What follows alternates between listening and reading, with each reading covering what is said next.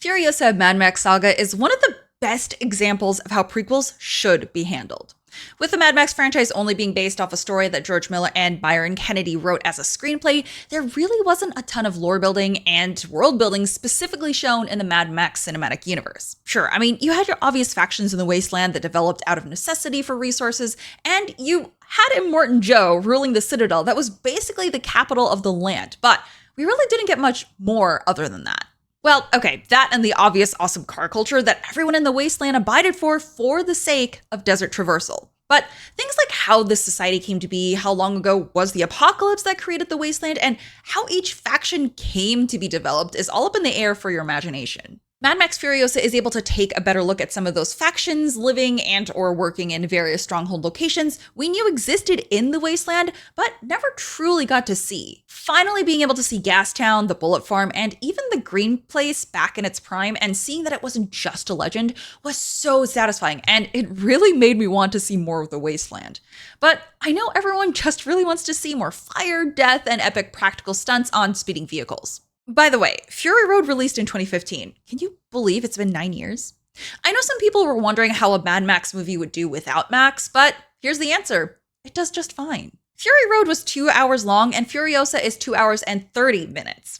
I will say the pacing of Furiosa did feel a little bit slow at times. About halfway through the movie, I was thinking, wait, we're still in the Kid Furiosa parts? But that thought was really fleeting. The whole film was like reading a novel and visualizing it all as you turned each page. It was such a well-paced piece of media that I really didn't mind that some parts may have felt slower. It all had a purpose. I think once I realized we were going to have an equal amount of baby Furiosa and adult Furiosa, I was able to enjoy the fact that we were getting such a deep storytelling on her past. In Fury Road, we really don't get to understand Furiosa's deep-seated distrust and hate for people in the Wasteland. In Furiosa, we understand the tragedy of her story and just how much she had to suffer just to survive. She witnesses her mother's long and painful torture and death and has to live with her mother's killer, Dementus. By the way, Chris Hemsworth was amazing as the villain, and I love that his humor actually fit with his character really well. I'd imagine Furiosa had an extremely tragic upbringing, as is tradition in the Wasteland, but seeing it all happen back to back like dominoes falling was just heartbreaking. But from the beginning, we see just how fierce and determined Furiosa is, even when she was in the safety of the Green Place. There's a specific feral energy to Furiosa that keeps her alive. Her hatred started when she was so young. There was nothing else for her to feel.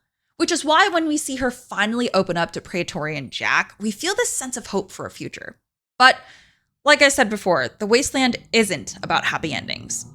I knew Jack was going to die, but I really was hoping that George Miller would do a little something to give the viewers some happier turnout, but I'm honestly also very glad he didn't. Furiosa really is an incredible story about the human capability to fight for survival and the human capacity to hate.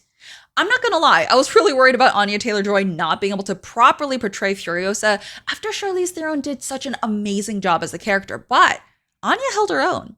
One of the worries I had was that Anya was just a bit too skinny to really be this figure who could survive in the Wasteland under constant duress. But the film actually leans into that aspect and plays off of it. Several times, she's seen trying to hide and pose as a boy, and the comments are that she's scrawny and has no muscle. But what she lacks for invisible muscle, she makes up for with pure animalistic desire to survive and her incredible survival instincts.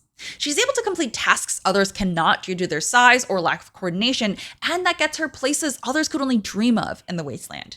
She was promoted from just working in Immortan Joe's stronghold as just an extra hand doing various jobs to getting the job as doorman, and when she showcases her agility and ability to think on her feet to save their precious excavator that's dangling precariously.